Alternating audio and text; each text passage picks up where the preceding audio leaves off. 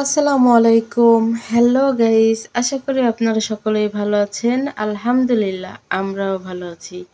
আজ আমি আপনাদের সাথে শেয়ার করব খুব সুস্বাদু মজাদার আমড়ার আচার মুরব্বার রেসিপি। আমড়ার আচার অনেকভাবেই করা যায়, মুরব্বাটাও অনেকভাবেই করা যায়। আজকে আমি খুব সহজে, একদম পানির মতো সহজ এরকম একটা আমড়ার মুরব্বার আচার নিয়ে হাজির হলাম আপনাদের মাঝে। খুব অল্প সময়ে এবং খুব অল্প উপকরণে তৈরি করে নেব আমড়ার আচার রেসিপি। এটা একবার খেলে খেতে মন চাইবে বারবার। দেখতে যেমন লোভনীয়, খেতেও কিন্তু ভীষণ মজা।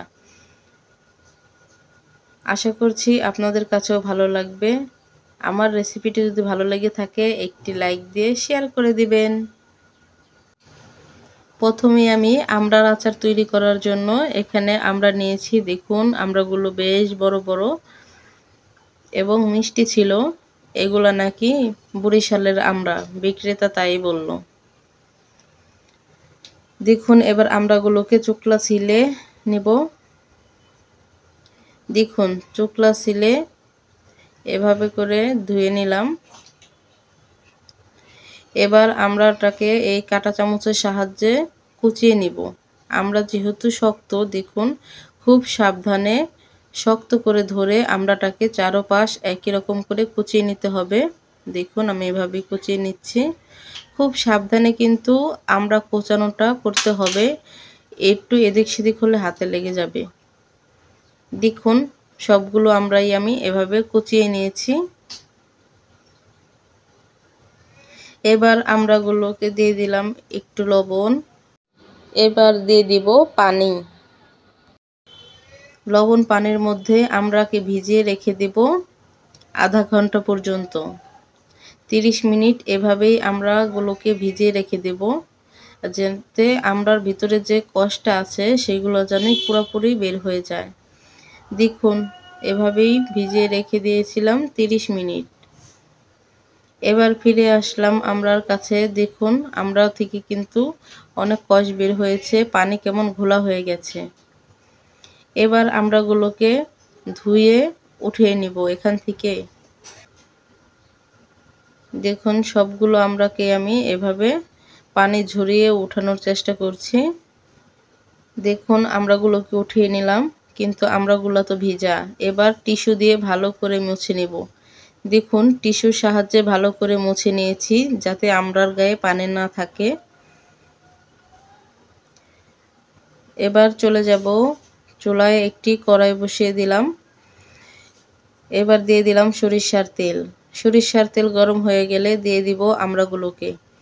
আমড়াগুলো দিয়ে ভালোভাবে উল্টে পাল্টে নাড়াচাড়া করে ভেজে নেব। এরকম করে ভেজে নিলে আমড়ার আচারের কালারটা খুব সুন্দর আসে এবং আমড়ার গায়ে যে ভিতরে যদি পানি থেকে থাকে সেটাও তেলে শুকিয়ে যাবে। আর আচার তো পানি থাকলে নষ্ট হয়ে যাবে, তাই যত বেশি পানি না থাকবে তত দিন আমড়ার আচারটা বেশি ভালো থাকবে। দেখুন আমি উল্টে পাল্টে এভাবে ভেজে নিচ্ছি তেলে আমড়াগুলো। দেখতেই পাচ্ছেন আমড়াগুলোর কালার কত সুন্দর হচ্ছে, মাশাআল্লাহ। এবার দিয়ে দিলাম চিনি। চিনি দিলাম এখানে 2 কাপ। আর দিয়ে দিলাম সামান্য পরিমাণে লবণ। চিনি আর লবণ দিয়ে ভালোভাবে নাড়াচাড়া করে মিশিয়ে নেব। আমি এখানে কোনো প্রকার পানি ব্যবহার করব না। দেখুন একটু নাড়াচাড়া করে নিচ্ছি। চুলাটা খুব কমিয়ে দিয়েছি, বেশি আঁচে আমড়ার আচারটা করা যাবে না। দেখুন একটু সময় নাড়াচাড়া করে নিলাম, চিনি থেকে পানি উঠে এসেছে। এবার এই চিনির পানিতেই আমড়াগুলোকে অনবরত নাড়াচাড়া করে চুলাটাকে মিডিয়াম আঁচে রেখে আমড়াগুলোকে সিদ্ধ করে নেব। এই চিনির পানিতেই কিন্তু আমড়াগুলো সিদ্ধ হয়ে যাবে।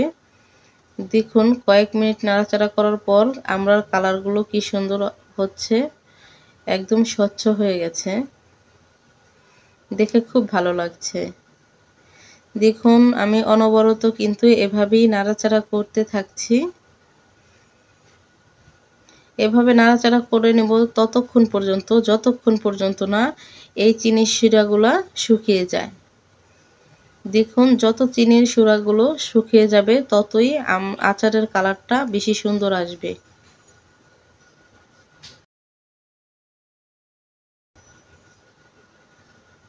দেখুন আমড়াগুলো আমি এভাবেই নাড়াচাড়া করে এই চিনির শিরাতে সিদ্ধ করে নিয়েছি। দেখে বুঝতে পারছেন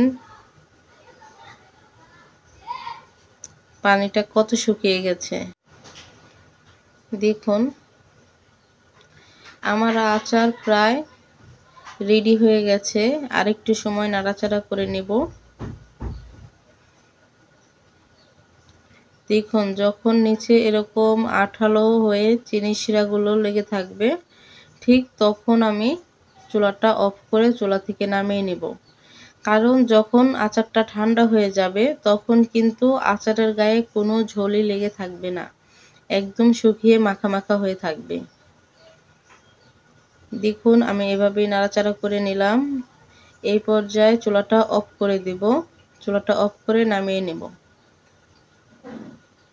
দেখুন চুলা থেকে নামিয়ে নিলাম। এবার পরিবেশনের জন্য রেডি। খুব সহজে মাত্র কয়েক মিনিটেই বানিয়ে নিলাম সুস্বাদু মজাদার আমড়ার আচার রেসিপি। এটা একবার খেলে খেতে মন চাইবে বারবার। আমার রেসিপিটি যদি ভালো লেগে থাকে একটি লাইক দিয়ে দিবেন। নিত্য নতুন ভিডিও পেতে চ্যানেলটা সাবস্ক্রাইব করে পাশেই থাকবেন। আজকে এ পর্যন্তই, দেখা হবে নতুন রেসিপি নিয়ে নতুন ভিডিওতে। আল্লাহ হাফেজ।